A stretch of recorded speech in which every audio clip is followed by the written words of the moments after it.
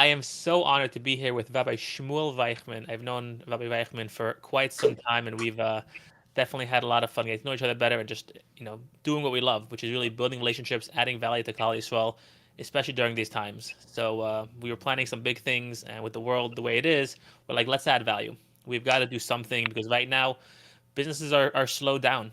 I mean, a lot of projects have been put on hold. Revenue has been reduced, and we want to help ignite some business. So I asked him if he would do a free session in honor of all of you guys who are out there who still have bills. I mean, lots of employees still have they still have bills to pay. They still have salaries to pay. So we got to go out there. We got to make business. We want to help ignite that. So Rabbi Shmuel Reichman, for those who do not know him, he's an international speaker, a best-selling author. He's studied at Harvard, University of Chicago, and he's just the person out there who's really blending and really harmonizing the between the best of the Torah world and the best of the non-Jewish secular world, really in one beautiful harmony. So it's an honor to be here with Rabbi Shmuel Reichman and learn from his wisdom. So Rabbi Reichman, please, I want to talk about building a business, a brand in these times. Over to you. Yeah, so we are in crazy times, and there's no question about that. And for those of you who are just here, everything that could go wrong just went wrong in terms of getting this set up for the past couple minutes. So sorry that we're a little late.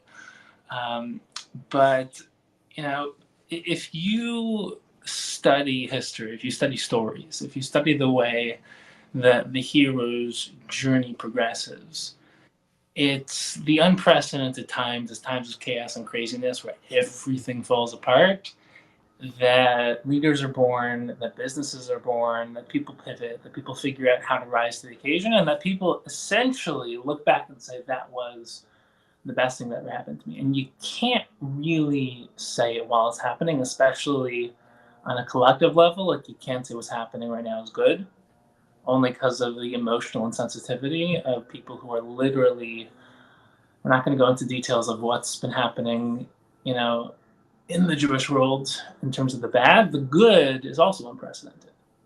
Right? People are connecting, people are transcending boundaries, people are raising their standards and doing things that they never thought they were capable of. And there's a lot that we can talk about on basically every level of business, every level of synthesis, every level of high performance. But I want to build something actually very unique, something I was not planning on talking about, because I kind of had a very new talk I was going to deliver in terms of branding, which I'm going to still talk about aspects of it. But I want to build something very special with you. And I want to start off with giving you a case scenario. First case scenario is October 7th, everything falls apart. You're a business owner, you're a business leader, you're an entrepreneur, you have a social media presence, and you did what most people do, which is, especially if you're in Chutz La'aretz, post-Shmini Atzeres, you get the news, and you go into paralysis. You hide, and you wait. You wait to see, what do other people do? What should I do? Morty will tell you, we had, individually and together, we had business events, we had major things that we were planning. And I had huge things I was going to announce. I had, if you're a business owner, post Sukkot is where business starts to thrive. It's where everyone, the after the Chagim excuse is no longer relevant, and everyone's ready to really build. And everyone, and I was working with like the biggest Jewish organizations, they had no idea what to do. Right? Do we continue as usual? Do we wait? Do we change all of our messaging? Do we pivot completely into just supporting Israel? What happens to the business world? What happens to everything I had planned? And most people, they waited. They were reactive. They went silent. They didn't know what to do.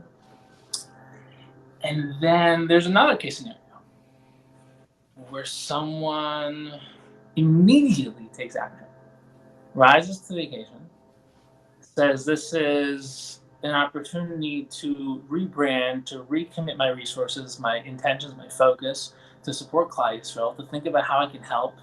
And like in the back of your mind, you're also thinking like, yes, like I need to figure out the business game plan. But short term, I'm just going to think like, what do I have at hand and how can I make the most of the situation by being the best I can be in rising? And you can kind of see who was able to immediately pivot, have clarity, take action, and recreate something out of nothing. And those who essentially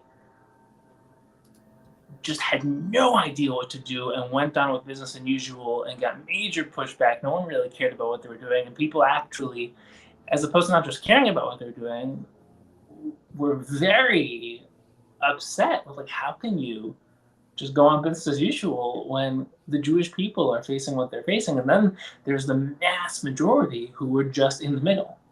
They had no idea what to do. They were silent.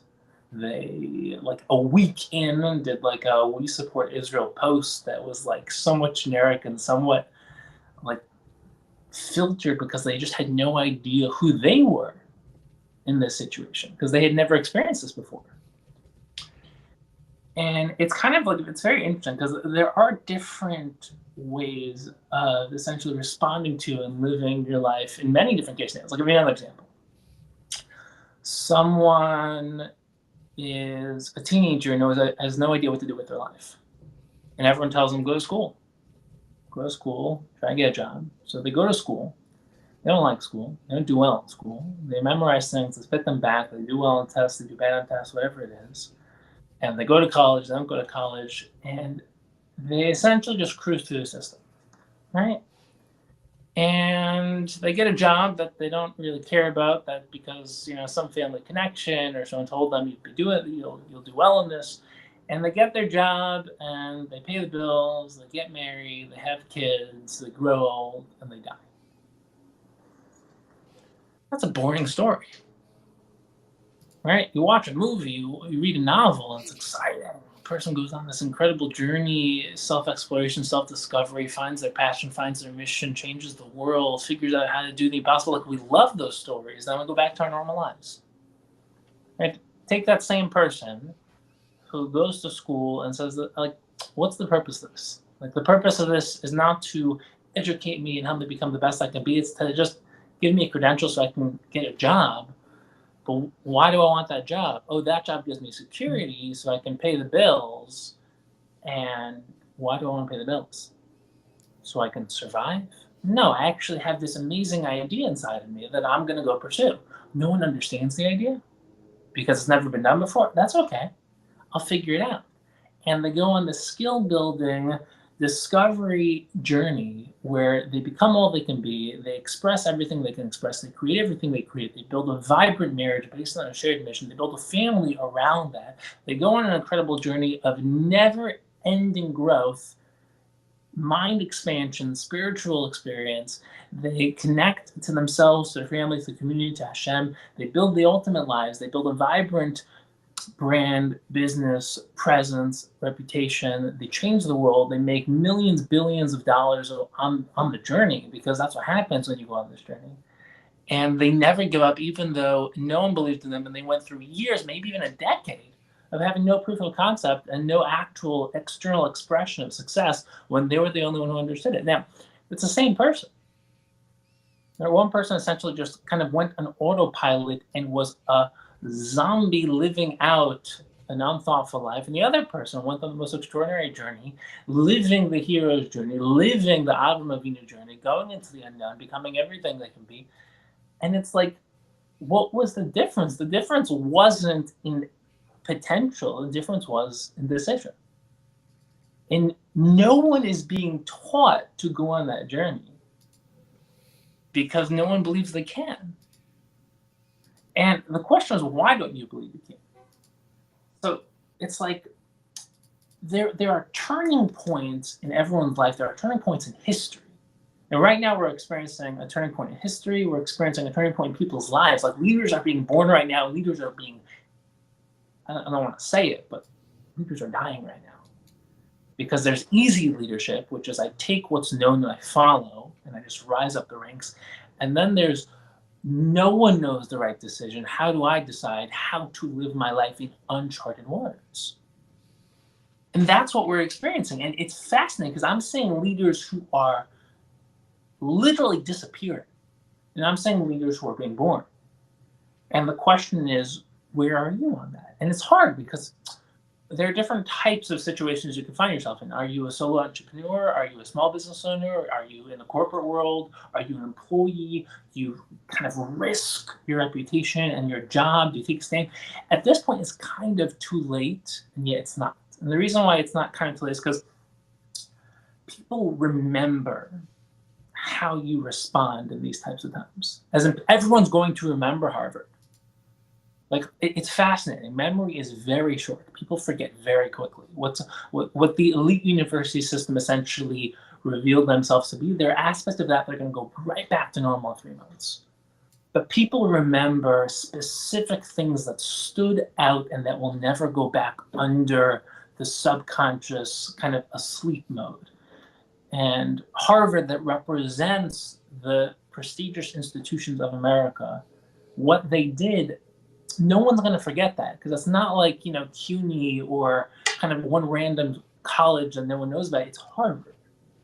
So that doesn't go back into the asleep mode of society. People will always be able to recall what happened. And if you had 1 million followers, I hate that word, you have an audience, you have a community, you have a community of 1 million people, and you were silent for a week when everyone was taking a stand on how they were essentially showing up, people will subconsciously remember you're not a leader because you didn't show up when you needed to show up. And like once you understood the right messaging, then you got back up and then you showed up. That's not leadership and that's not branding. So you want to understand what is the right way to respond. And the truth is, the life is always pretty complicated. Right? It's like business is complicated, but it's really just an expression of life.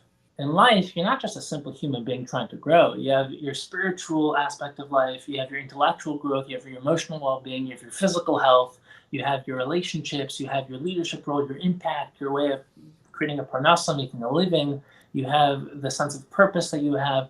It's like there's so many different parts of you, and yet it's also very simple, you're you. And same thing with business, right? You have sales, you have mindset, you have leadership, you have branding, you have marketing, you have all the in the coaching industry. There's 150,000 different types of coaches, and they micro excel in one thing, and they can help you with one thing. That's not real coaching. Real coaching is holistic coaching where you can really integrate all aspects of the mission at hand to build it. That's what that's my passion in coaching. But the question you want to ask yourself is, we're living in unprecedented times. And my grandmother, she survived Auschwitz. She escaped during a death march. And, the never again concept, it is never again. But you have to get past the craziness of the media. You have to get past the craziness of what's happening in the world. You have to understand there's so much more good than bad. Just the bad has a megaphone and has the media at its kind of at its calling, and they get to kind of utilize their agenda to make you live in terror and paralysis. If you take back ownership of your mind, you take back ownership of your lifestyle, you take back ownership over your messaging and your leadership, and you figure out how to build the right trajectory so you take advantage of chaos, not in a manipulating type of way, but that's how you live life. You look for the opportunity in everything.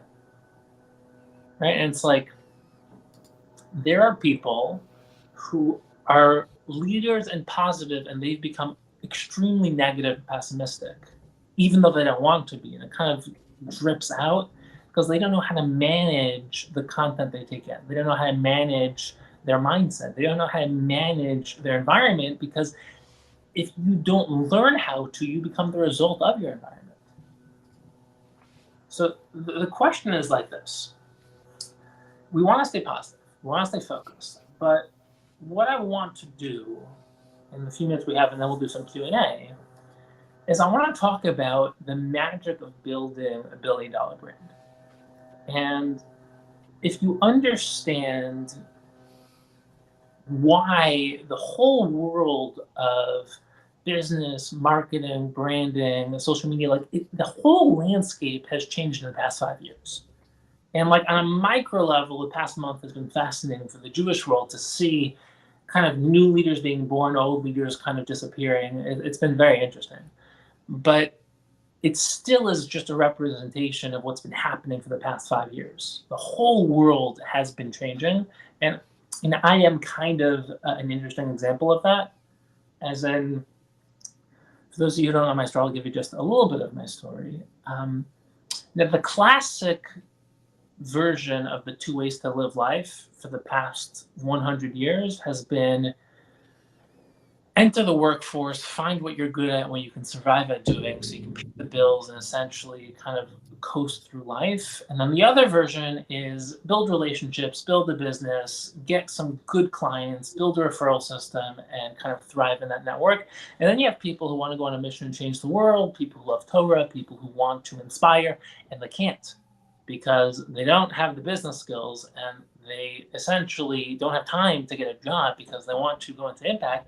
So they get a job in the impact industry where someone owns you, right? If you're a rabbi of a community, if you're in chinuch, you don't really have a life because you went in to change the world and your board essentially controls your messaging. They pay you 10% of what you would be paid for the effort and value you're providing in the business world, and the system makes no sense. So you have people like Jacob Rupp who build the skill set now for people to make money. But if you understand what's happening now, people are going from chinuch and rabbanos and impact to the money making industry, and they lose their passion, right? So a lot of interesting things happening in terms of you have the classic business world, you have the classic professional world, you have the people who want to go into the impact industry, but to go into the impact industry, especially in the Jewish world, is very difficult because to make a living with your passion, it's like think about the music industry. How many people make it in the music industry?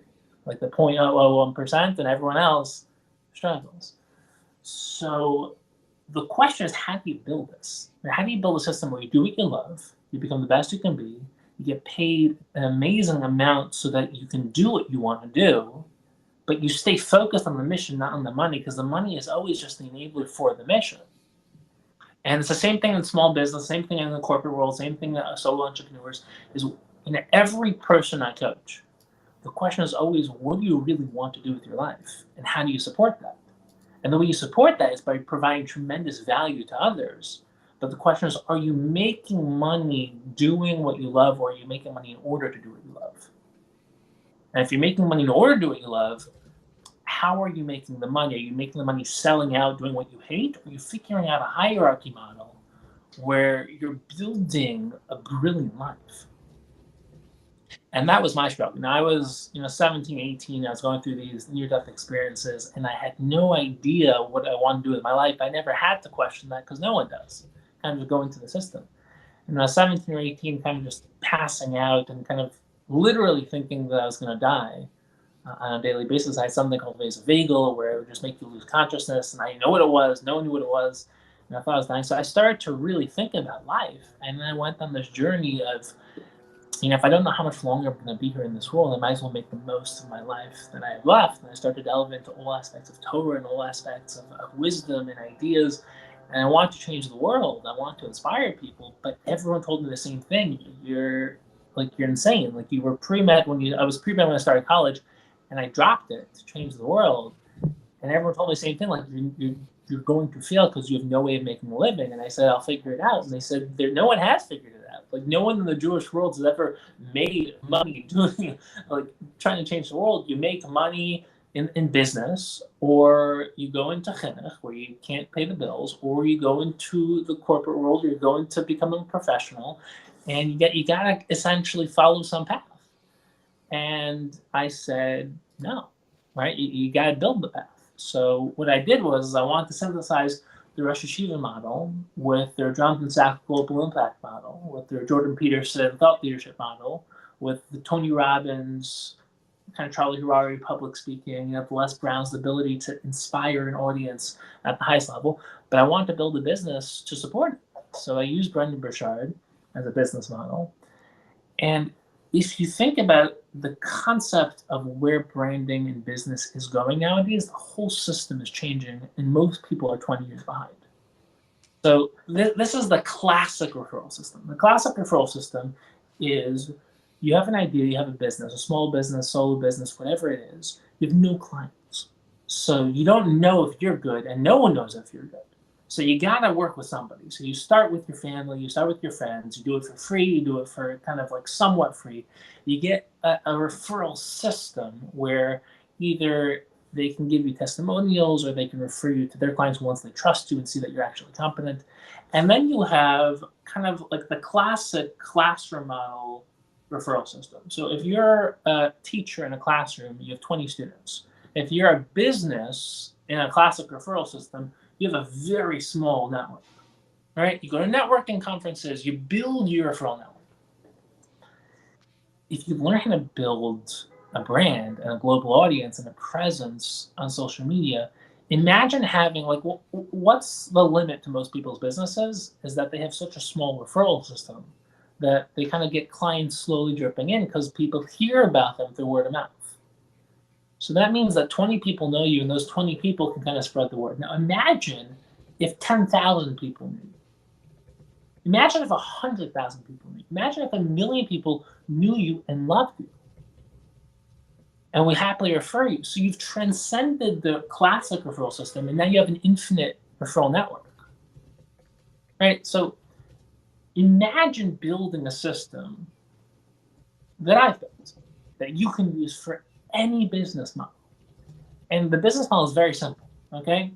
You start by rethinking how you use social media. You don't use social media to sell. People who sell on social media make no business and no one cares. What you do is you build a front where you're reaching the world. All right. So I'm reaching millions of people. I mean, especially in the past month, I've reached more people than I've ever in my entire life and just starting. But you reach millions of people and you add immense value. The whole goal is that people have no idea who you are and they don't care. So you have to introduce yourself and you have to add as much value as humanly possible in whatever industry you're in. Whether you're inspiring them, you're helping people a couple stages behind, you're giving them ideas, you're giving them value, you're giving them information, you're teaching people to do what you do. And that's because you do what you do. And there are people who are steps behind you who don't know how to do what you do. They don't know what you know. And a lot of people, they don't have confidence. They don't believe that they are worthy of helping other people. Do you know that there are people who are a year, 2 years, 3 years, 4 years, 5 years, 20 years behind you who would die for the free information that you have to offer? And you build a hierarchical system where there's a funnel, not in the sadistic, I'm using everyone to just suck their money out. That's the worst version of this. The best version of this is that my goal is to inspire as many people as I can and to build a trickle down business model where I still make a living that's, first of all, infinitely more than I would have if I didn't do this, but you understand the system. So I'll take you through a model of how I built it, and you can see how you can use this for any business model. Right? So I essentially am impacting millions of people every single month, right? So it starts on all social media platforms. I'm writing articles in like every Jewish newspaper. I work with all the different Jewish organizations, creating inspiring content for them. I speak, I lecture, and the goal is basically to add as much value to the world. That's my goal in life. That's not the goal to make money. That's the goal, right? That's the goal, is to become the best I can be and give as much value to the world. Then, everyone who meets me on the surface, the goal is to bring them to my website. So on my website, there's hundreds of lectures and shiurim and articles and more free content.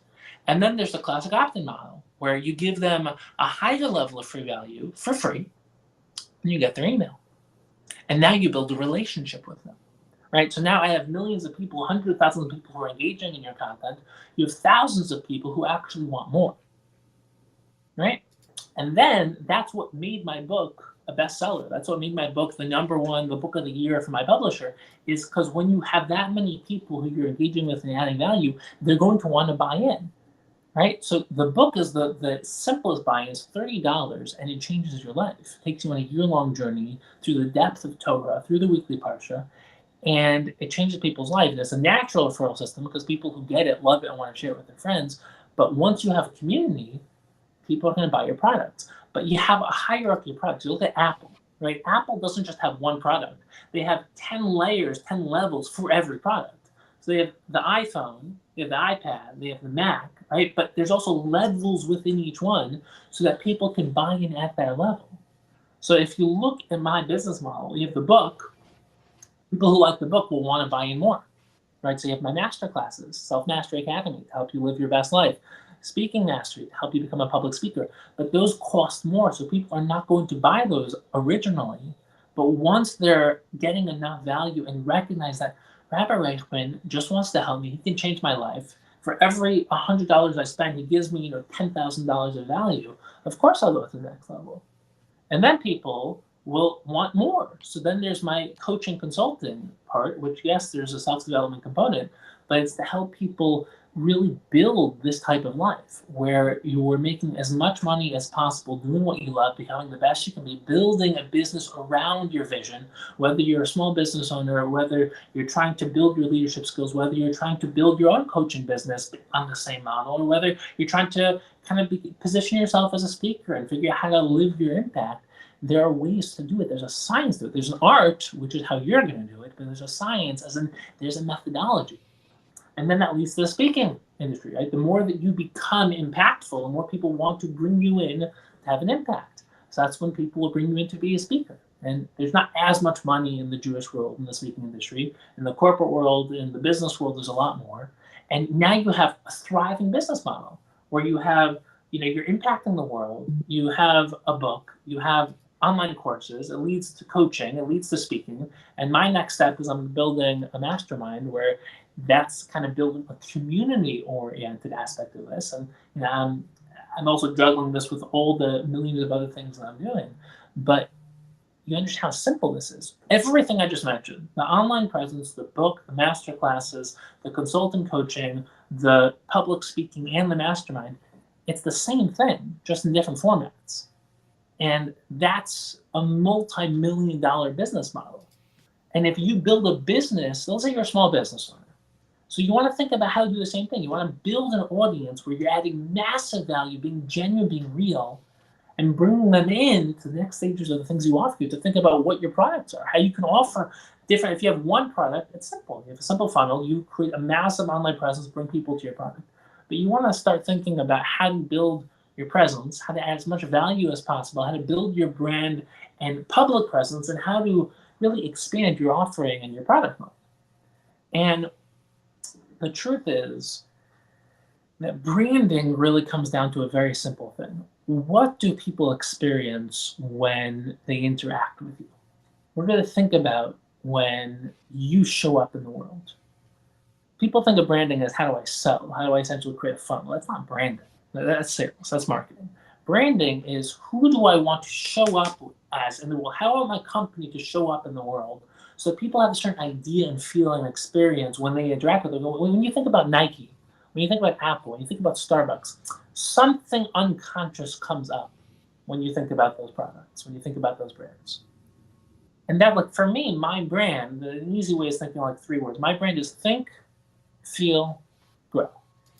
Everything I do, every time I show up in the world, is designed to make you think, to make you not just think intellectually, but feel those thoughts, to be inspired, and then to make you take action, actually live out an extraordinary life.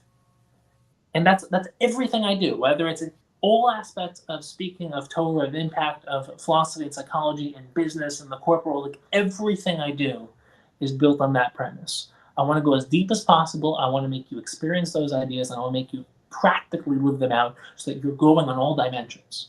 A lot of people, they just try to inspire you. A lot of people, they're too cerebral, too intellectual. A lot of people, they're just practical and they're all with action.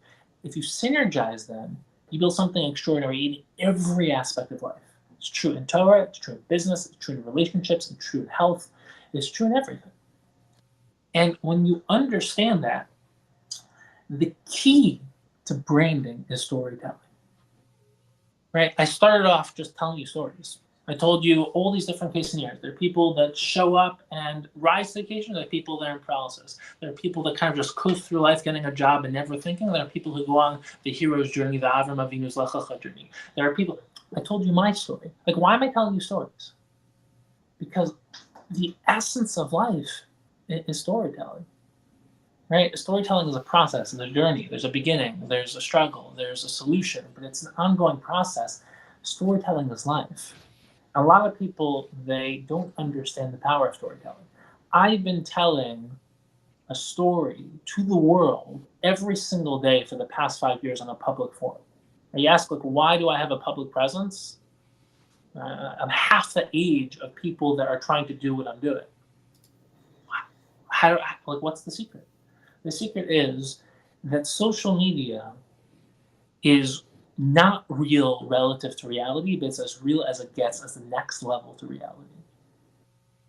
And if you understand the power of storytelling, if you show up in someone's feed, that's a chapter in a book, or that's a sentence in a chapter.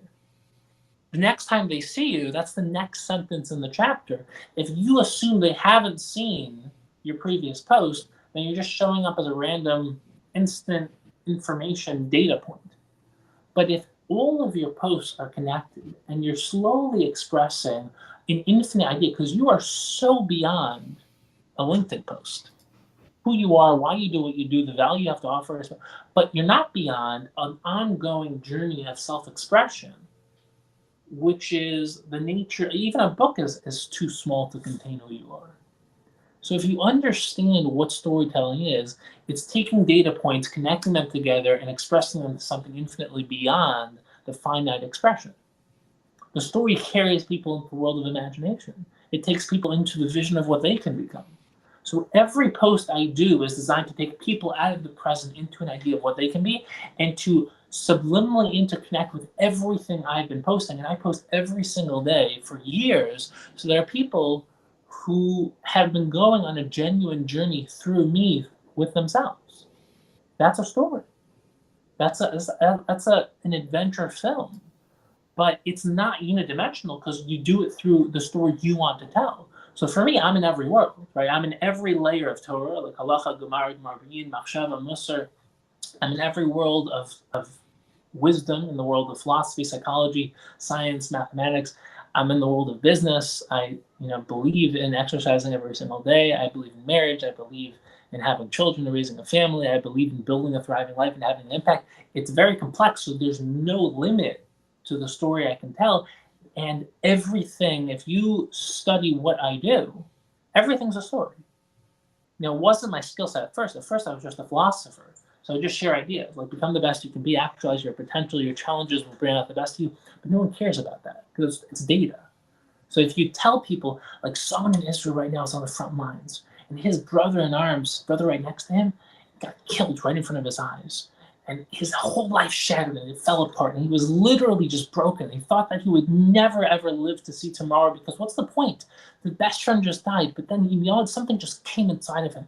And it just inspired and woke him up, and he just became the leader that he is today. And he rose up and he helped everyone else around him get inspired and built everyone's morale. And he helped everyone. Like, that's the same thing I just said that meant nothing because it was just data.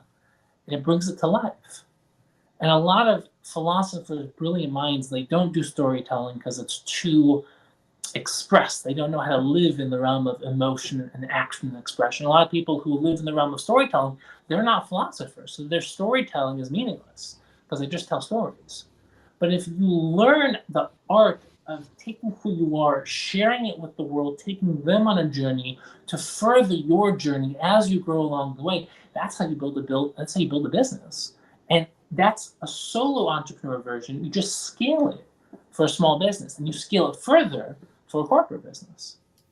But people are so small-minded that they just focus on how do I make a living, how do I provide value on a simple level to make more money. That's not how you change the world. That's not how you change your life. That's not how you make an impact. That's not how you scale infinitely. Like, my business model is infinitely scalable. I can have every single person in the entire universe as a client because I understand how to make the particular general and the general particular so that I can provide value to everyone.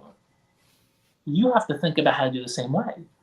And it's not just if you're a leader, a coach, a speaker, an entrepreneur. It's anything you want to do.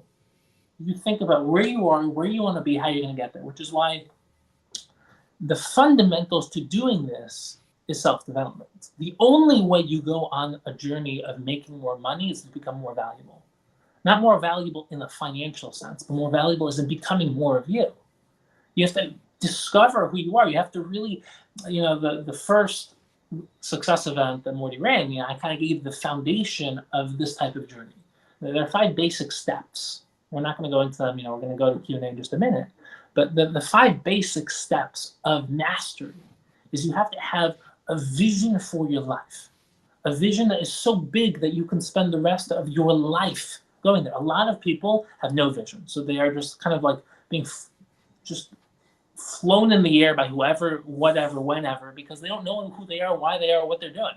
So they go to whatever job they can get. They do whatever comes up. Anyone asks them to do anything, they say yes. Their mind is everywhere. Their time is valueless in their own eyes. When you have a vision for your life, you're directed. If you study the world of success, everyone who's successful is obsessive, immersed, and all in. All in. How many people do you know who's all in anything? Anything. And life is complex. So all in, a lot of people, they become all in one thing, which makes them unbalanced, so they kind of go haywire.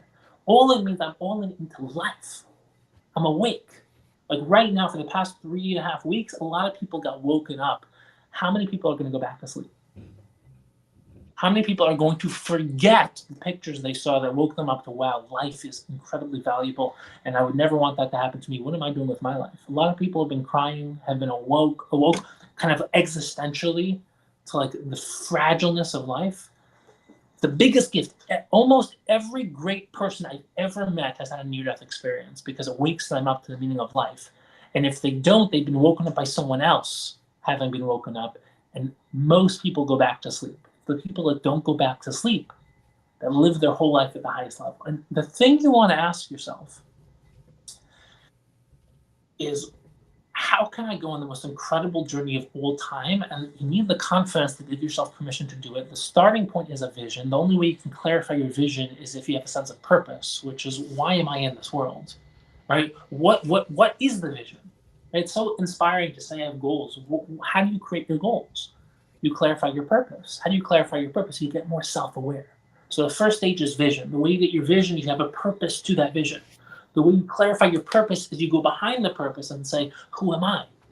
Which is really the essence of my first book. I have 3 more I'm working on now, but the first book was helping people wake up to the mission of self-awareness, self-discovery, and going on the journey towards your unique greatness.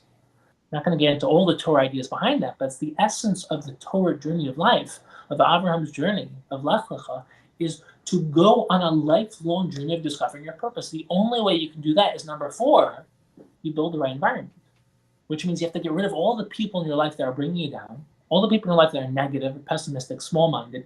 If you go to poor people and ask them how to succeed in life, you're going to get advice from someone who hasn't succeeded. It makes no sense.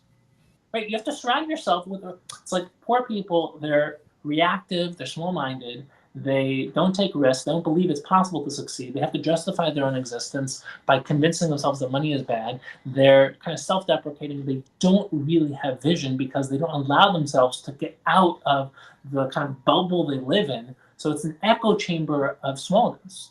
And that's not truth. Truth is, you were born for something great. You have to get outside. And it's hard because the initial stages, you're going to have to leave people behind. And you don't have to leave your family behind. That's a hard one. It's a hard one. You have to really build a thriving love model with people who brought you into the world but don't understand who you're becoming. That's always the initial stage, and it's okay. But there are friends that are going to be like, oh, you're that guy now? Oh, you're that girl? Like, oh, you're too good for us? Like, oh, you want to work, you're not going to come out and just hang out and do nothing and meaningless activity and talk about nothing. Like, you actually want to do something with your life, but you're going to remind them of the person they want to be but are not becoming. There's going to be a hard initial stage. There's no getting around that.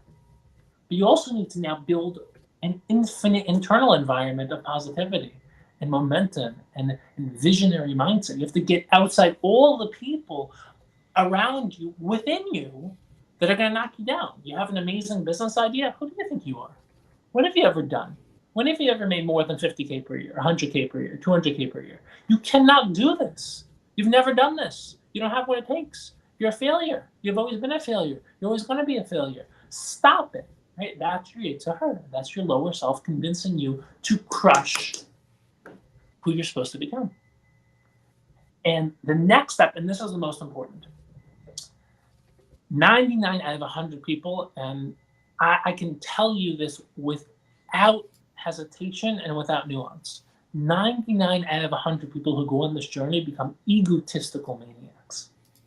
Right? I think Tony Robbins is the paradigm of as good-hearted and as well-intentioned as it gets, but the reason why Tony Robbins has essentially become the god of his own universe and the god of everyone else in his universe, where everyone just wants to be Tony Robbins. Everyone loves Tony Robbins, is because on every hierarchical structure, the highest value becomes the god of that structure. So if you are the center of your universe and you want to be you and everything's about you, you will become a self-serving, egotistical maniac, just like every other public figure and leader and every politician, because you're not devoting your life to something beyond yourself. If it's all about Hashem, if it's all about God, if you're devoting your life to the truth and you want to become something bigger than yourself, and everything you do is not connecting people to you, but connecting people to something valuable that can help them become their best self and connect them to something higher than themselves, then you can go on this lifelong journey strutting that line, not becoming a self-centered, egotistical maniac where you are the god of your own universe, but you can recognize that as much as I have to put in the work and put in the shtalos, it all comes from Hashem, and my life is devoted to Hashem and devoted to the truth, and my goal is to help other people devote their lives to the same. And that's hard, because a lot of people, when they start to make it, become self-absorbed, egotistical, become the center of their universe, and become selfish beyond belief, and they want everyone to worship them. And it's not completely false, because that's the essence of life, is to actualize your potential, become its element king. But that doesn't change the fact that that's the nuance of greatness, is becoming someone great who reflects something truly great beyond themselves.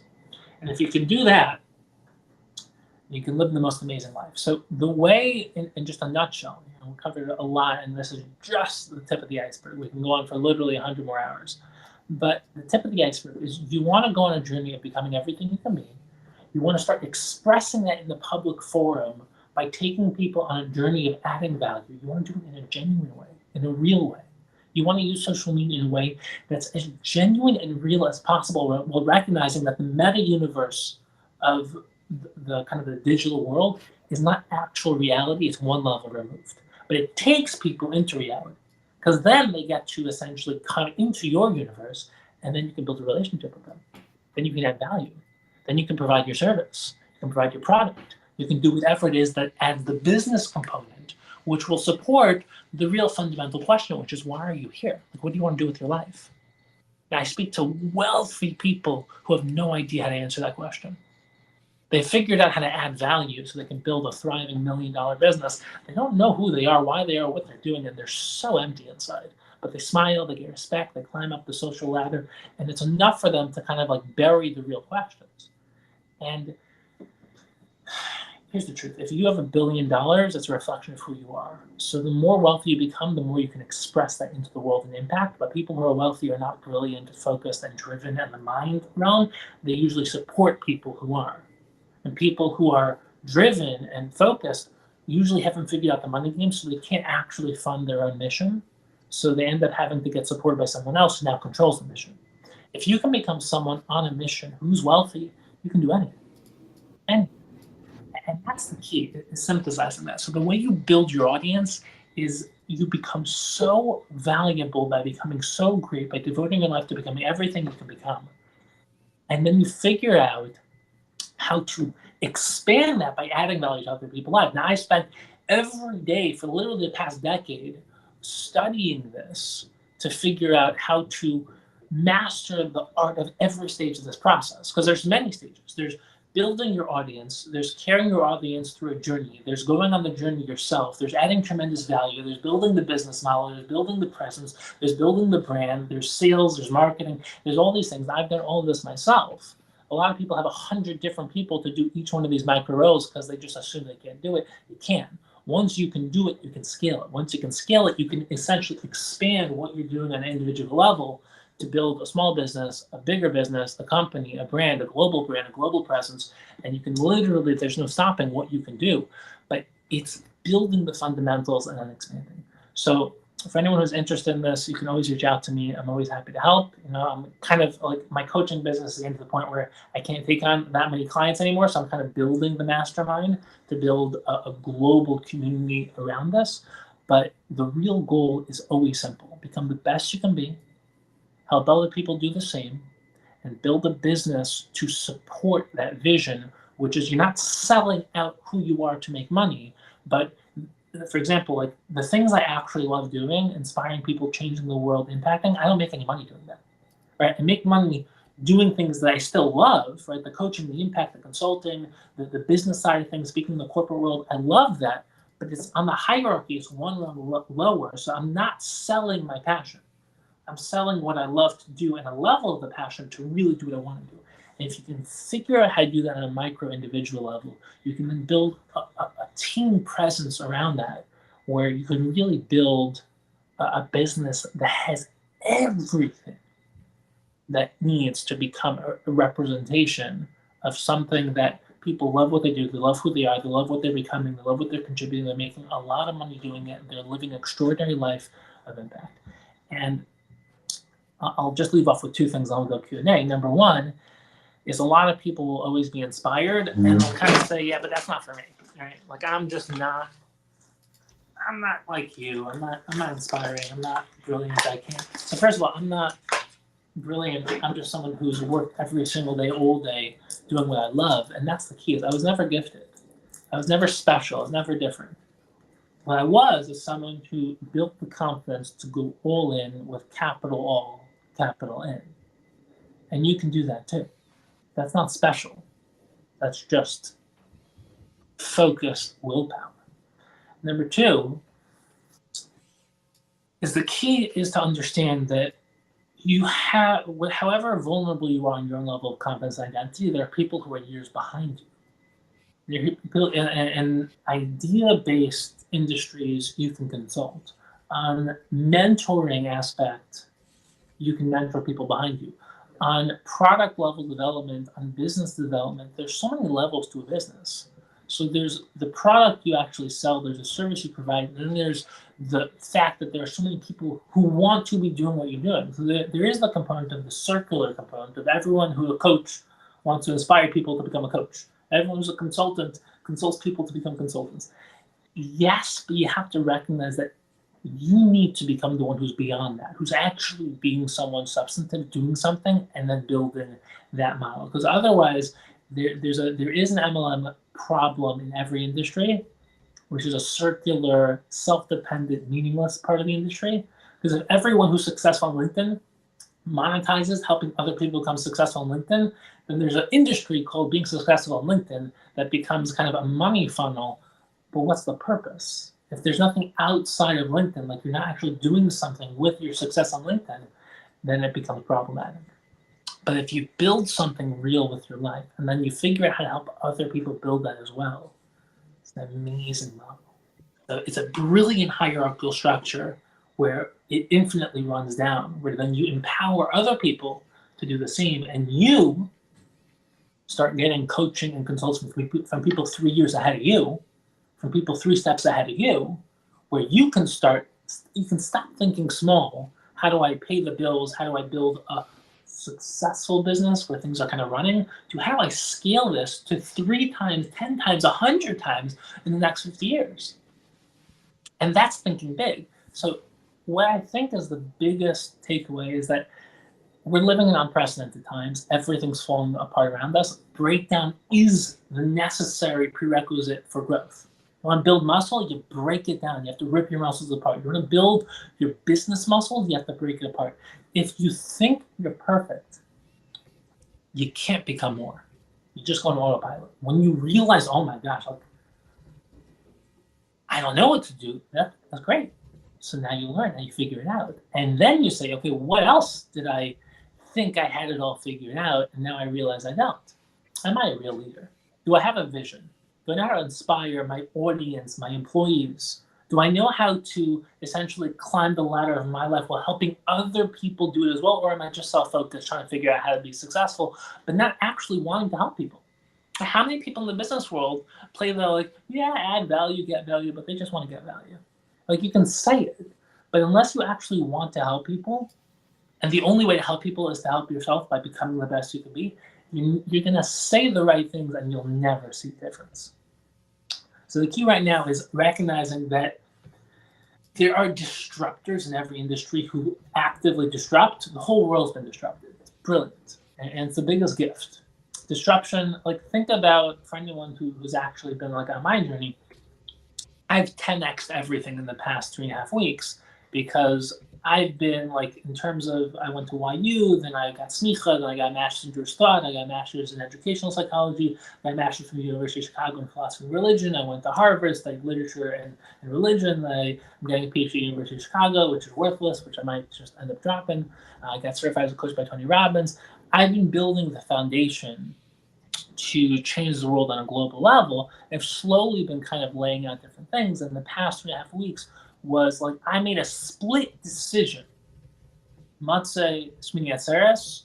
I'm changing my entire business model. I'm completely shifting to going all in into leadership and trying to inspire people because I know, without getting into all the politics and all the deep meta structures and battles going on right now, I know what's going to happen for the next 6 months, and the Jewish people are going to face an existential crisis, and there's going to be a morale battle, and it's time to completely shift gears and really try to raise people up, because if we don't rise as a people together, there's Hamas wins.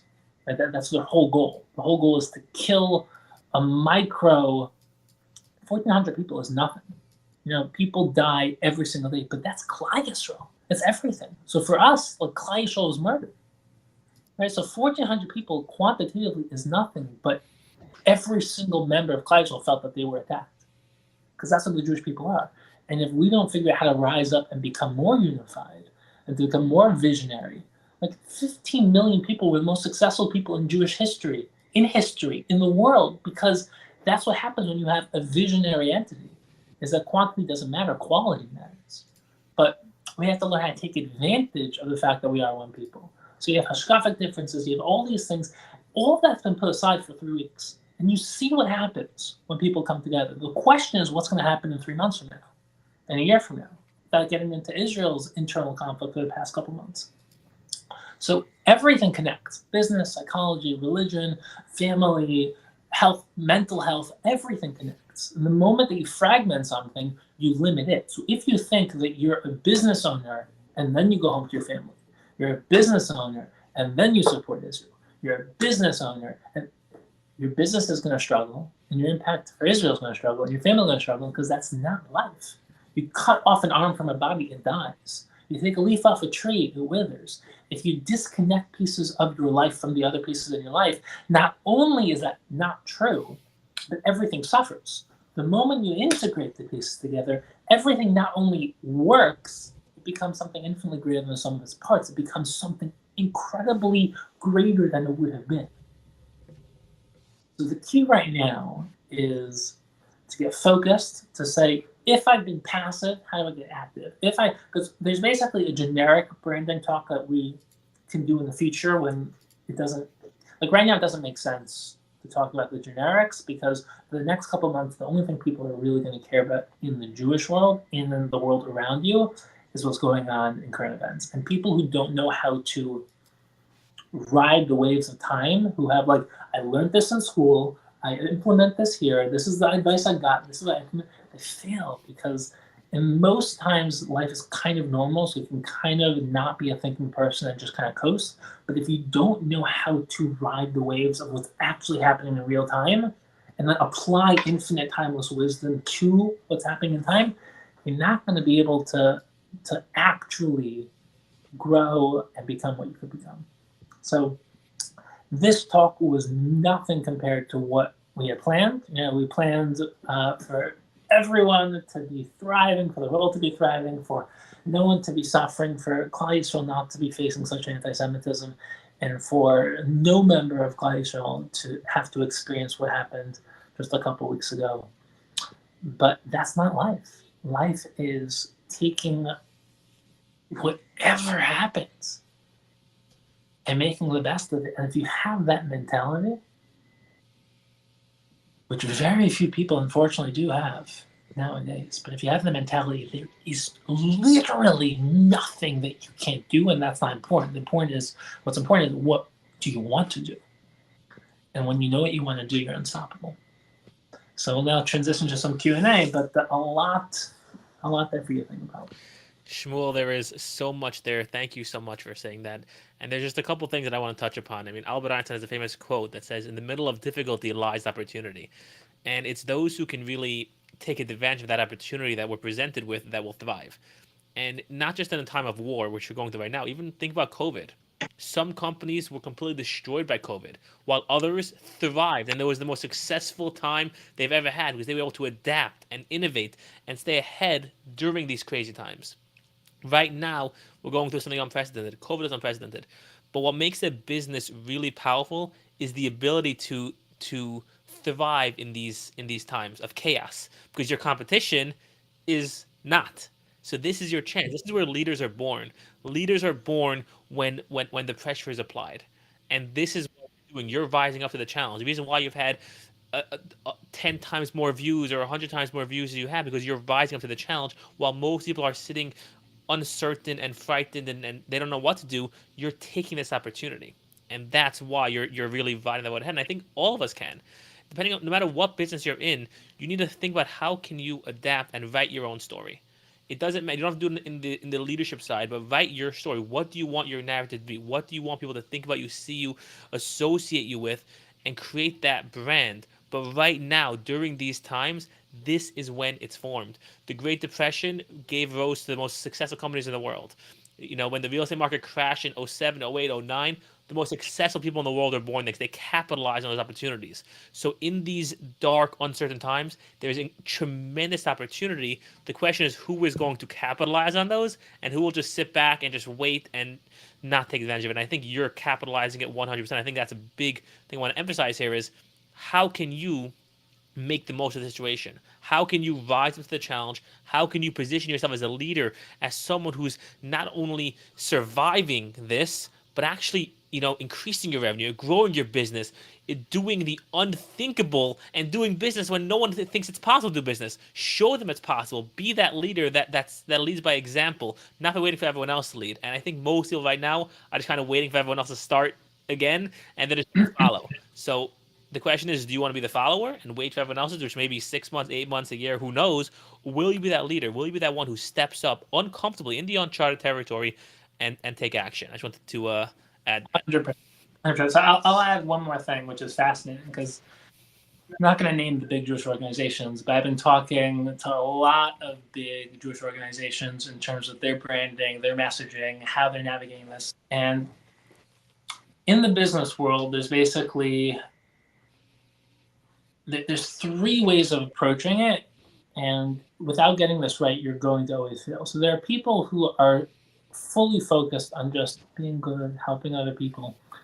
If you don't have a certain level of grit and tenacity and focus, you're just not going to make it. Like you need to become an employee. You need to get a job because you don't have what it takes to essentially do the uncomfortable things and kind of pave the path. And then there are people who are manipulators. They use people. They kind of pretend to be the I'm in it for both of us, win-win, good get. They're just trying to use people and get, and they might have originally wanted to give and get, but they just failed too many times that they essentially just became how do I use everybody, everyone, everything to my advantage. And then there are people who understand that the two don't contradict, that you want to capitalize, and obviously we're using that word in many different levels, but you want to capitalize while still being virtuous, truth-oriented, and sensitive. So for example, I'll give you an example. Like Matzei Shmini Atzeres, 3 minutes after Shmini Atzeres, I shifted my whole platform, right? Everything became, how do I inspire all of Klal Yisrael, the entire Jewish people, to see the best of the situation, the best of the Jewish people, to highlight everything good and to keep the vision there. I know that for every 100 people, 99 of them are going to highlight everything bad that's going on in the world, right? The reason why is, number one, they're distraught, they're demoralized. Number two, that it's just a way to get quick views. It's a way to essentially build chaos and hate, and that kind of gets a lot of social media attention. It'll get you viral. The wrong virality, and it's not productive, and there's no value there on any level, but it's going to be there. So there's no point in me kind of even balancing it out and doing the good and the bad, because everyone else is doing the bad. So it really became a complete pivot. But then within that first week, essentially 99% of people were silent because they didn't know what to do. So there were people who were sharing all the bad. There were people who were trying to essentially stand up for Israel. And I kind of shifted my whole platform to be what it's kind of become in the past couple of weeks. But after that first week, a lot of people didn't know what to do, because if they then spoke out, it's kind of like weird, because like you were silent for a week, and like now you're speaking out, like you're just kind of joining the bandwagon. And then for people who did speak out, they only have like one or two messages to share. Like they don't have enough content to keep on just kind of being a pro-Israel platform. So like, do they now shift back to business as usual? So you essentially have people who started as pro-Israel right away. They want to shift back. You have people who were silent and they want to get in the game, but it's late, because like now it's like, oh, you're just jumping on the bandwagon. Like you didn't take a stand when you had a chance to be a visionary leader, and now you're just a follower. But even as a follower, like you don't know exactly what to,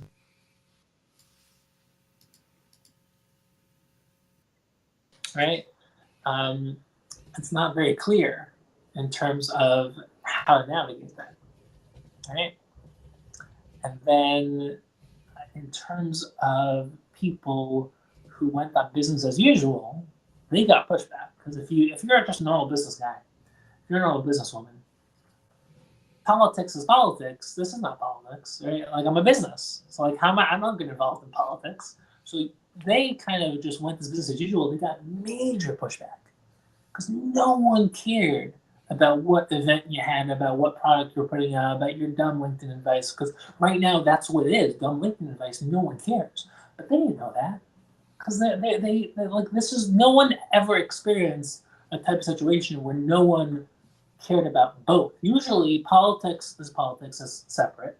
If something crazy is going on, it joins the LinkedIn environment, it joins the business environment. But this took over, and that was crazy, because like, when was it ever that no one cared about business advice on a business platform? All right.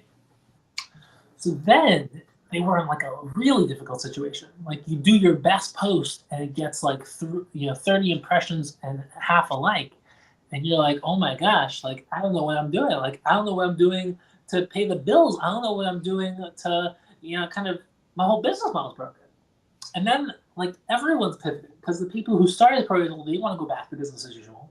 The people who want business as usual, they want to get in the pro-Israel game, but now it just looks like they're using it to kind of build their business, because they realized their business messaging couldn't work, because they showed the world they wanted to go business as usual, but now they're trying to go business as usual with Israel, but it looks like they're just essentially using Israel to build their business, which is like the worst thing to do when literally your fellow Jews are being killed. And then there are people who kind of were silent and they don't know where to start. Like, do I now go back to business as usual because like I waited a week? Do I now go pro-Israel, but it looks like I'm starting late? Do I now do both? It's like literally uncharted territory.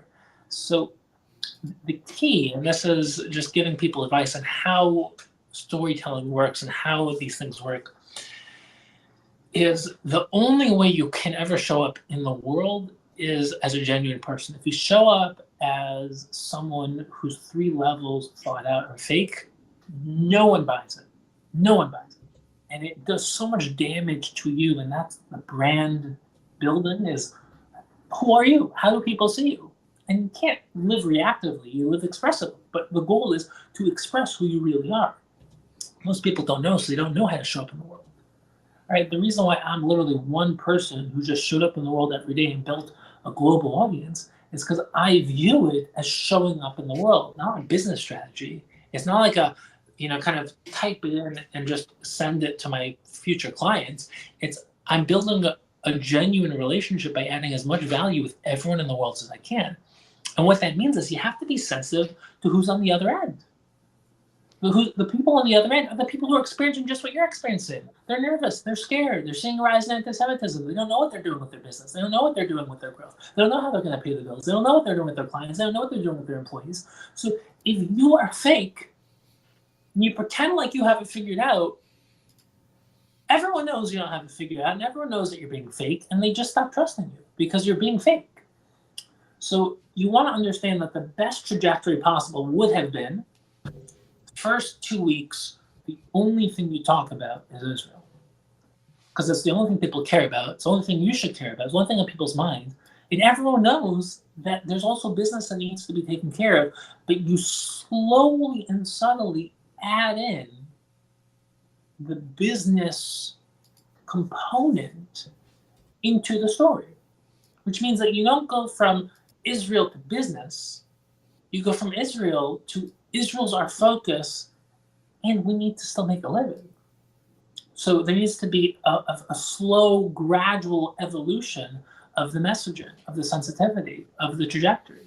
Like, even the way that we branded and released this, like, there are people who still just wouldn't care. But if we branded it as just a random business event, no one's going to care, because what are you talking about? Like, that's just not appropriate. But within the sensitivity to what's going on, you slowly bring back in the business conversation, the recognition that, everything that's always been valuable is still valuable. We're just living in a new world and a new time. And if you ignore reality for what's kind of been already set into the agenda, then you're essentially living in a world that doesn't exist. So understanding how to navigate uncharted waters is essentially trial and error, feeling things out, playing it out, seeing things in real time, and building a path into the unknown. And a lot of people, they've never done that, or they did that once, but they just don't think they have permission to do that here, or they don't know what they're doing. They're just waiting for other people to build the pathway. And that's fine. Like, we'll build it for you, but you are not going to be able to capitalize on that, because no one's going to care about people who follow other people's lead. Now, is there risk when you try to figure things out? Yes, because you can make wrong steps. But if you show that you're being genuine and sensitive and you're trying to do this right, then everyone who's a sensible human being is going to respect you for that. You're not doing it for respect. You're not doing it for capitalization. You're doing it because you're trying to figure this out just like everyone else.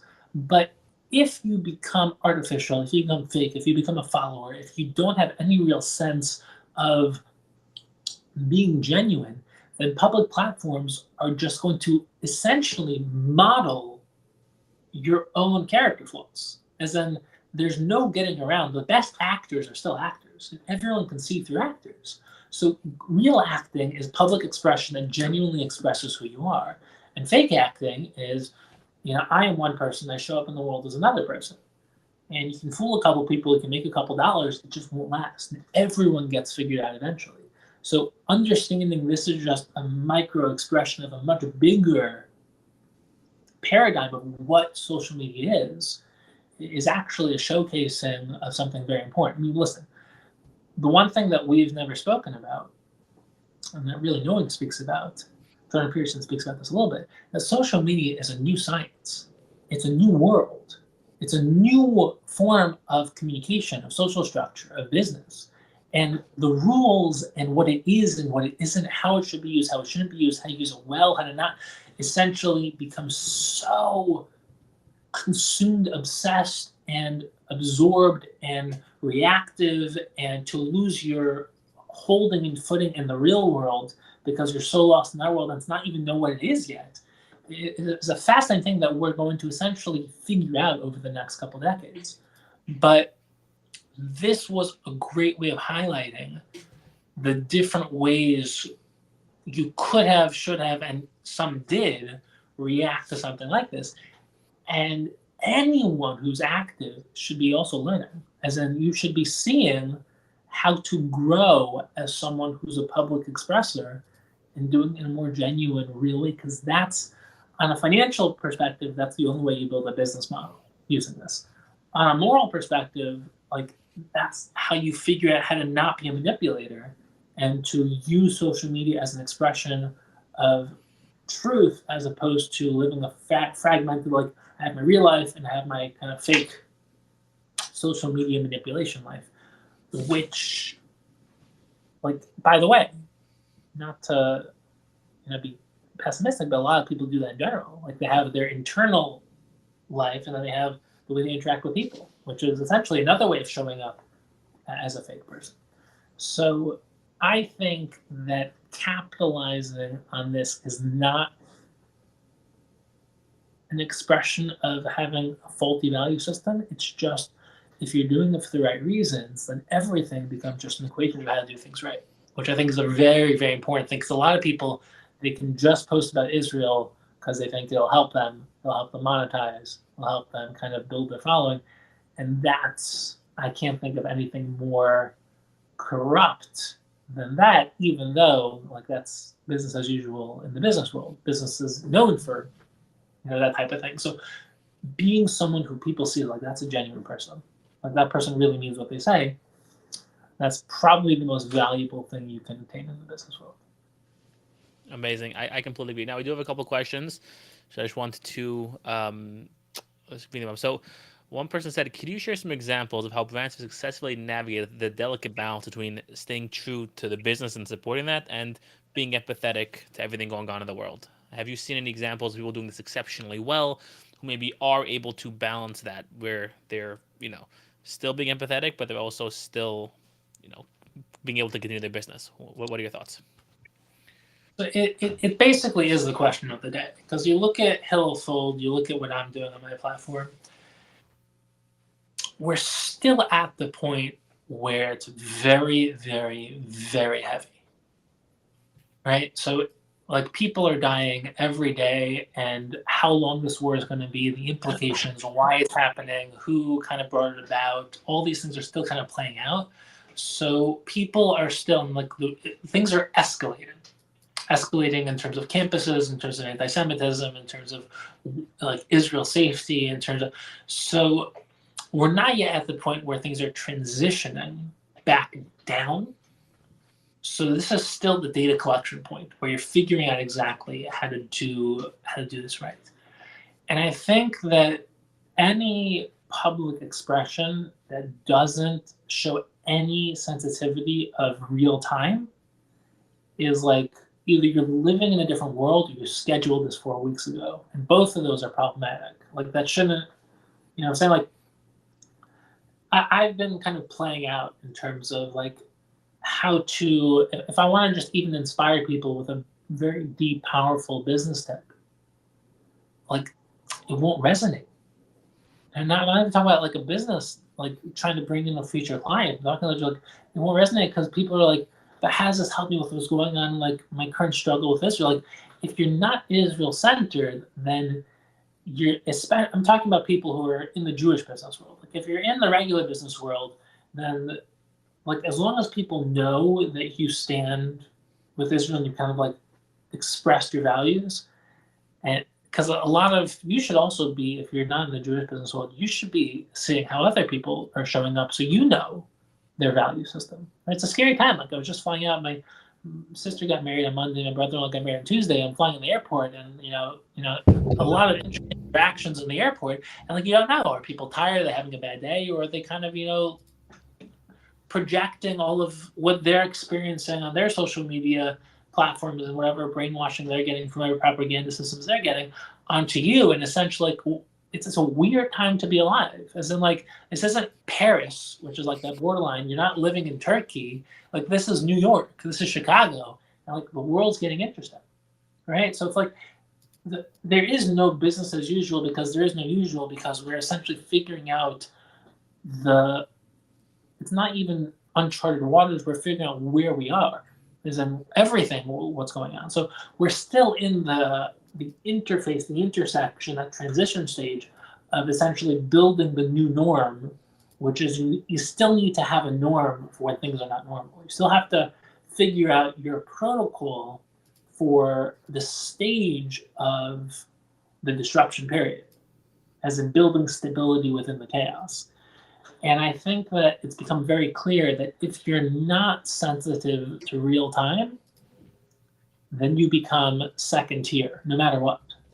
Because right now, people's awareness are on the progression of worldwide events because the Jewish world is at the center of the entire global phenomenon right now. So I think the key is essentially either really being a data analyst and keeping a sense on what other people are doing, or if you're courageous, then being your own data analyst and trying different things out, trial and error, and essentially figuring out how to build a strategy for essentially answering the real question, which is how do you want to show up in the world right now? How do you want people to view you? Yep. And it's not the right fundamental questions. And the real question is who do you want to be? But the reactive business question to that is how do you want to show up? How do you want people to see you? And it's not that the most important thing is for how people see you. It's that on a business level, you want to proactively think about who you want to express yourself as, and then think about the best way to express that so it will be received properly. Yeah, well said. People are watching right now. So the way you approach the situation, people are definitely watching. If you're not in the Jewish business world, then obviously things are more normal because people are, doing business. But in the Jewish business world, one thing you mentioned earlier is what, business tips. So incorporate Israel in that. Maybe think of business tips that for people to succeed right now in these situations. So if you're doing business, make sure your business somehow applies to Israel. So if you're a coach people on how to do business with a war going on because they've never done that before. So if you're, during COVID, if you were a coach people on how to do business during COVID. So apply your expertise to the situation and find out how you can help. I've seen some really cool. I've seen content writers saying, I'll create free posts for you to help with Israel. So whatever you're doing, if you're in marketing, create some graphics for Israel and then post about it. So use your expertise. If you're a graphic designer, video editor, use whatever your expertise are and see how you can shift it to where it's still applying to Israel, but people are seeing you as the expert. So they're going to go to you. So if you're able to be an expert in this current environment, they're like, wow, that's when I can follow. So kind of I think at least for me is how do you use, for instance, me, it's running events. So I'm like, how can I use events to help people that are struggling now with Israel? That is an angle for me because I have that brand as running events. There's value because people are still trying to do business right now. They don't know how to. So if I can still run events and still help people in these times, when things get back to normal, we'll be 10 steps ahead because we're already doing it now and things are crazy and hectic and it's hard. It is not easy to do anything. But if you're able to do it in this environment, when things get back to whatever normal will be, it'll be that much easier. So that's just a thought that I have is try to figure out how you can focus right now to position yourself as the expert in this times because then when things get back to normal, you'll already be way further ahead than everyone else who's been sitting on the sidelines. 100%. I think it's also it's a reflection of something we've been talking about already, which is there are ways to express your values in artificial ways and fundamental ways. So, for example, let's say you have a post this has nothing to do with Israel. You don't know how to add value or kind of connect it to Israel. So you kind of mention somewhere in the post, the beginning, the middle, the end. I know where you just basically say something that has the word Israel in it, so people know that this was written today and that you're kind of a human being, right? So that's the minimum, but it's something, right? It shows that you're at least awake. And then there's creating fundamental content, which at least says that and it doesn't have to be every post is like that because it's hard for people. Not everyone's a real creator. Not everyone. I'm not going to get into ghostwriting. That's a whole different topic. But try your best to think about if you were to add value to your audience, to the Jewish people, and to Israel, and by adding value to Israel, you're adding value to your audience because you're expressing your values.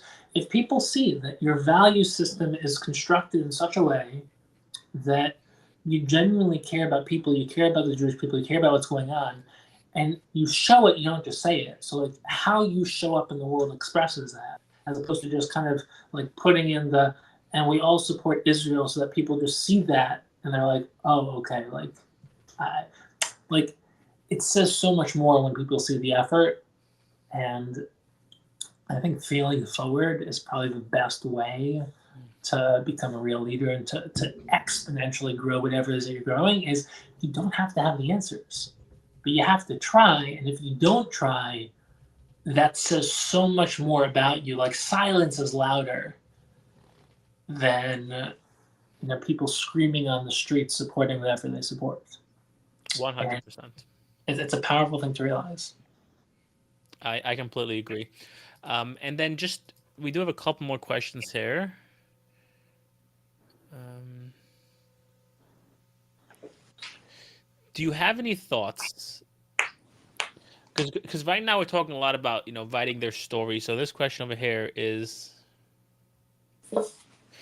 this one's about, can you discuss the importance of brand authenticity in times like this? Like, how do you think being authentic and letting people know what you're going through right now, how do you think that plays? Like, what are your thoughts in using that authenticity? Because I mean, we're all struggling, we're all going through a lot. So, what are your thoughts in kind of using that to how do you think that plays a role into all this? Everything. It's everything. Brand authenticity is basically just branding, as in the goal of branding is authenticity. Hmm. The whole essence of storytelling is telling your story. You can tell any story, right? That's what social media is. People kind of find a good story and pretend it's theirs.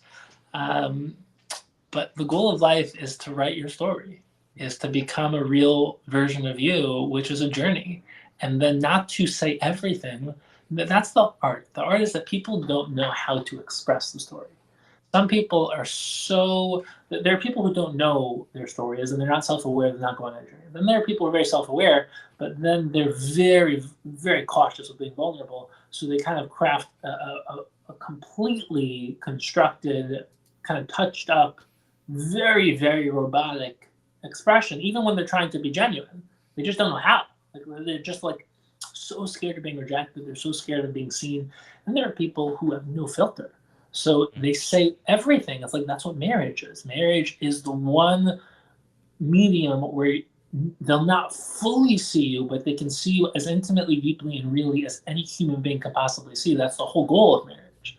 And then there are layers in the hierarchy where you on social media it's public. So real leadership is being real in public. Very few people can do that. But the more real you can be in public while still having a filter, is the more successful you'll be in being genuine in your brand. So there needs to be a thought process. People who are, I'll give you an example. There's a difference between being impulsive and being genuine. Being impulsive, a lot of people think is being genuine, right? They don't think it out. They just kind of just write something on social media. Oh, I was being so genuine with my emotions. No, that's called being a fool, right? Because whether you run a business or you're just a human being, there needs to be a filter between what you are inside and what you express outside. Now, what you express outside needs to be a genuine expression, but it needs to be articulated, thought out, and something that you're not going to regret later. So the key is finding that's like, for example, like almost nothing I shared today I prepared. I used to have word for word prepared everything that I speak about because that's how you ensure everything's going to be perfect. But when you can get into a flow state and you trust yourself, you can express who you are, what you believe in genuinely, and have a little bit of structure. But that's a whole different level of public speaking. It's the same thing for public expression on social media. You want it to be genuine but thought out. You want it to be real time but also planned. You want it to be kind of vulnerable but edited. You want it to be like as sincere as possible while not being impulsively expressed in something that you might regret later on. And that's why it's a very fascinating art form. It's why people don't know how to do it well, because there's like information expression, but that's not genuine. That's just information. Then there's like the hard sob story, but like, is that appropriate? And if it is appropriate, how do you make it appropriate? How do you do it well? And people should know who you are and what you're feeling, but they don't need to know everything.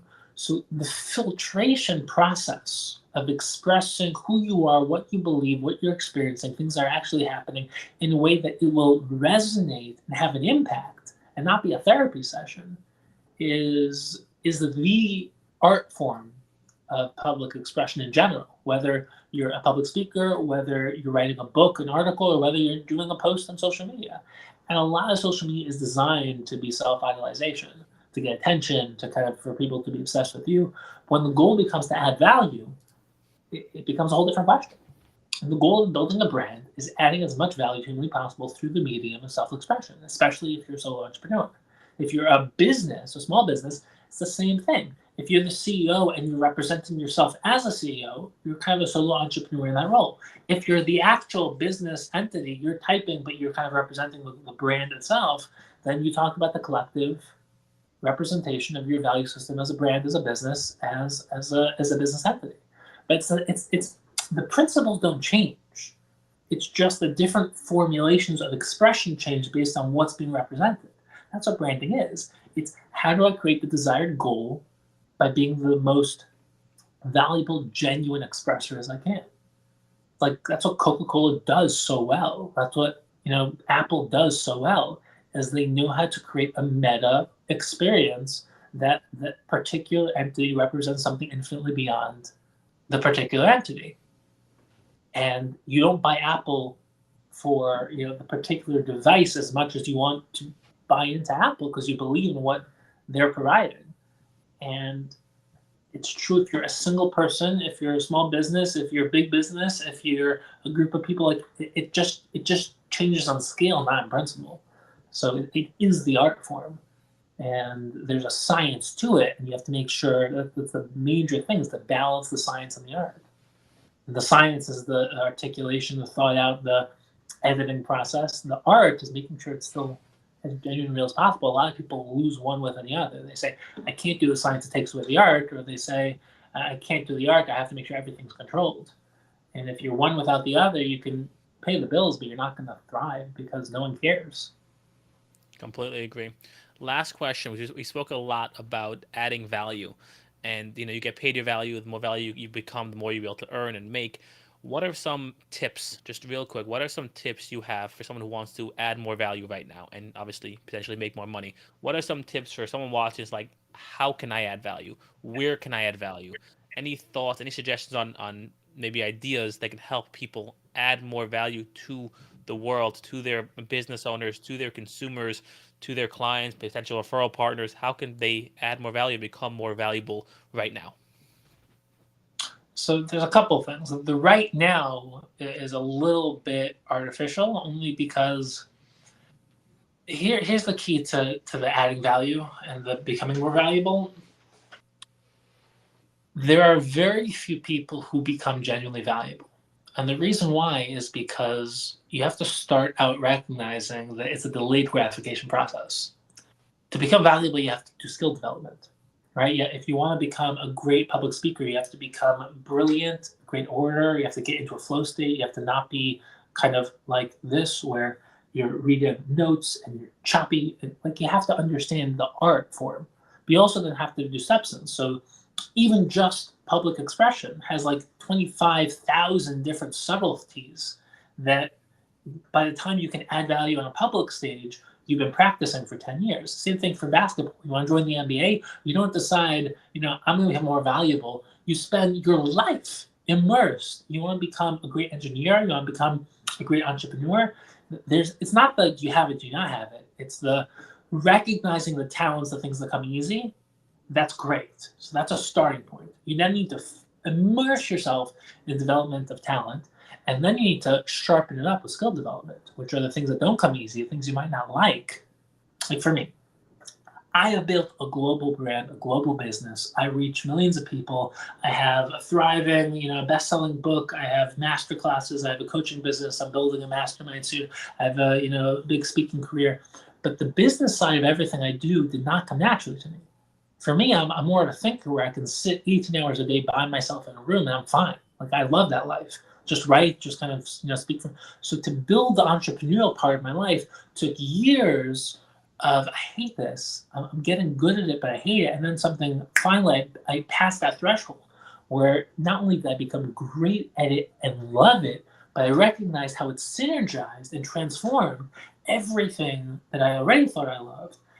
But it took time. So the short term is always difficult because the real answer is vision, get into the room and do the reps every single day for years and you will rise. It's like people ask me how old I am. I don't tell them. It's because like age is so relative. If you spend a year, forget that. You spend a month all in something, you can achieve more than most people do in a year. You do that for 3 months, you achieve more than people do in a decade. You do that for a year, you become top 1% in your industry. You do that for 10 years, and you become top in the world. You do that for a lifetime, and you change the world. But it's like a lot of people need the inspiring quick fix of like how to do it. So the real answer is this. The real answer is you want to be able to pivot. You want to be able to think short term. What value do I already have in my storehouse that I can integrate and add in terms of inspiring people? And the real answer to that is what's inspiring me. Like what am I getting the most from? What's helping me during this time? And just share that with others. You see an amazing video, something lights you up, something's inspiring you, something's helping you. There are other people who are like you who will get the same experience that you're having. You share that. Don't recreate the wheel. But what you really should be, because they were ready for this opportunity. Right? And it's my favorite line. My favorite line is it's better to be prepared and not have the opportunity to that than to have the opportunity and not be prepared.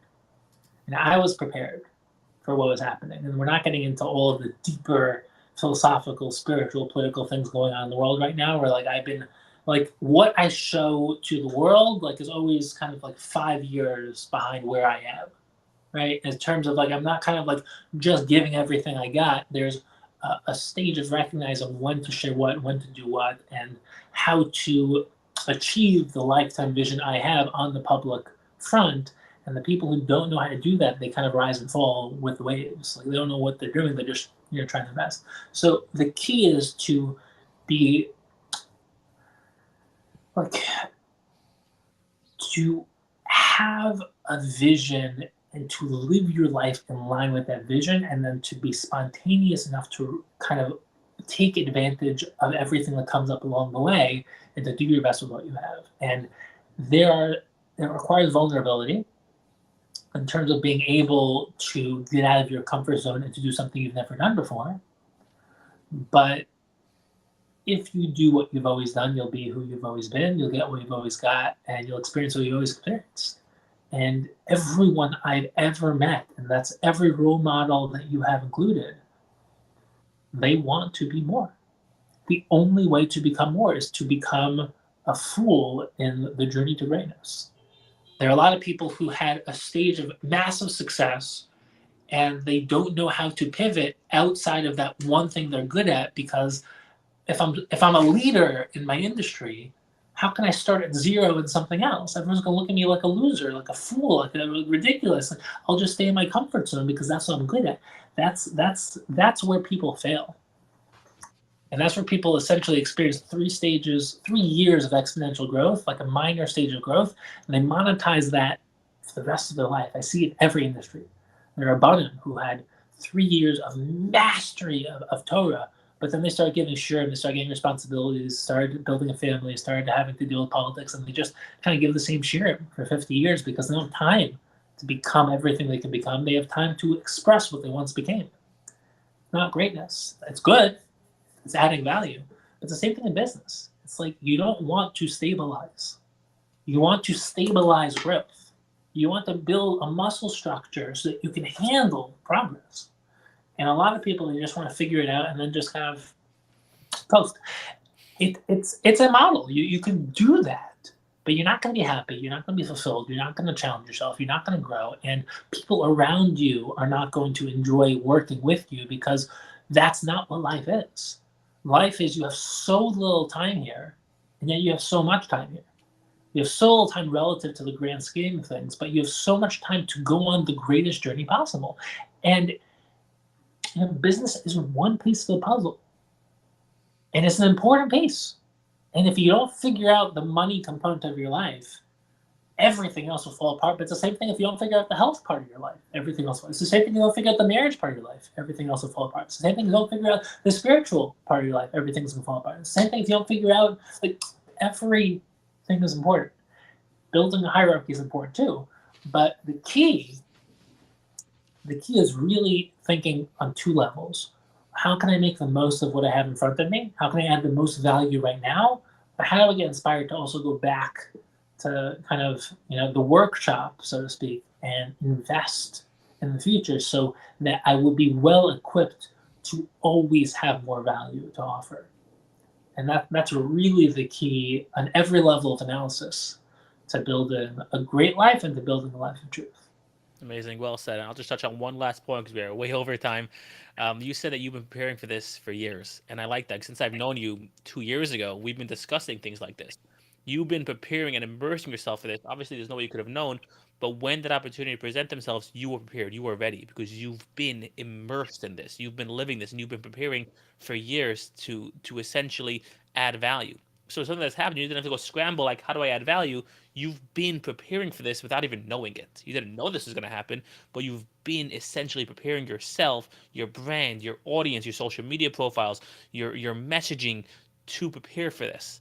And when the opportunity arose, you were able to quickly jump in and capitalize. Most people do not invest in themselves enough. Most people do not invest the time, the effort, the energy to properly prepare for when these things come up. Most people were not prepared when COVID hit. That's why they struggled.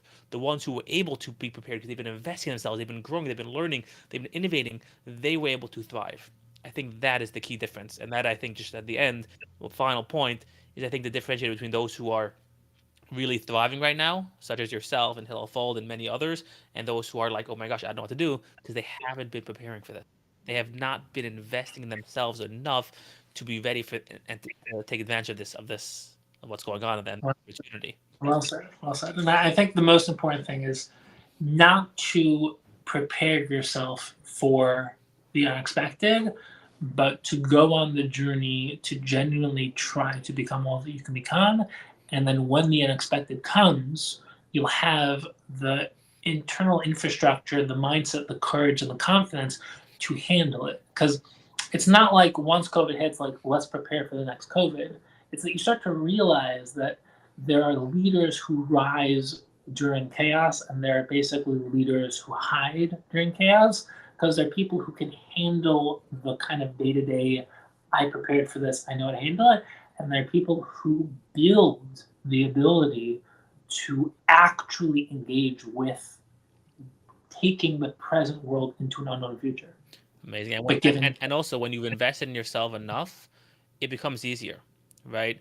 If the more you do something, the easier it gets. So the more you do tough decisions, the easier it gets. The more you adapt, the easier it becomes. The more you work out, the stronger you get. The more you can invest in yourself and become more valuable, the easier it is for you to quickly do because you've done it so many times before. So when something exactly. comes up, you've just done it so many times. You're almost used to it at this point. So no matter what comes up, if you've built that muscle, if you've built that resiliency muscle, that innovation muscle, that adaptability muscle, you're prepared for anything. No matter what comes up, you've invested so much into yourself, you've done it so many times, you're going to be ready for it. 100%. I'll just to build off of that, because it's something which I think most entrepreneurs struggle with. The key to building that resilience and to building that muscle and to doing it is to recognize that, I've been exercising basically every day for the past decade. Exercising never gets easy. If it got easy, it means you're not exercising. Right? People who kind of go into the gym and lift the weights based on like what's race set to, like, you're not exercising. You need to figure out where you are and push one level further. And the only way you can do that is if you enjoy it, if you enjoy the process. So there are people who really have the I can't wait until, like, one day I'll finally be successful, one day I'll finally be in shape. But if you don't enjoy exercising, if you don't enjoy building your business, and if you don't enjoy learning Torah, if you don't enjoy building your marriage, you're not going to commit to it. So the people who are prepared are the people who are literally immersed and healthily obsessed with their self-development, with building, with contributing to others.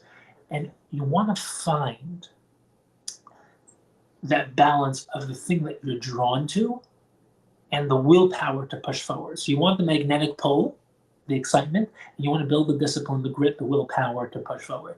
If you can find that balance of, yes, find the things you love, find the things you're drawn to, but build the ability to be a chooser, a doer, someone who always is engaged, always pushing full throttle. If you can find that, then you're going. What you succeed in, you might not know yet, but it's the recipe. Because like a lot of people, they're only living on 10% because they've never been given permission or gave themselves permission to essentially wake up and go all in. And the only way to go all in long term is to find that balance, something you're drawn to, something you love, something you want to do. And the cliche that you do it even if you weren't paid for, if you do what you love, never work a day in your life. I'll be honest, I've never worked a day in my life. It's the best way to live. It's the only way to live. Don't believe the lie that you want to tell yourself that you're not special, that it's not for you, that you're just not capable of it. There's an infinite time gap between where you are and all the people that are doing what you want to do. Give yourself permission to essentially go on that journey. I've never met a single person who regretted it. Not one. I've met everyone who doesn't do it regrets it. Everyone. There's not a single person who doesn't do it that doesn't regret it. So if you want to just basically take the analytics, if you're in business analytics, it's a no-brainer. Go on the journey. Well said, Shmuel. Thank you so much for your time. Really a pleasure. So much value here. We're going to chop this up into smaller pieces and deliver some content over the next couple of weeks, because this is real content. This is right now. This is applicable. This is valuable. Thank you for your time. I'm looking forward to, we have some things in the works, so lots to come, and we'll talk very soon. Thank you. Looking forward. Pleasure's always mine. Keep doing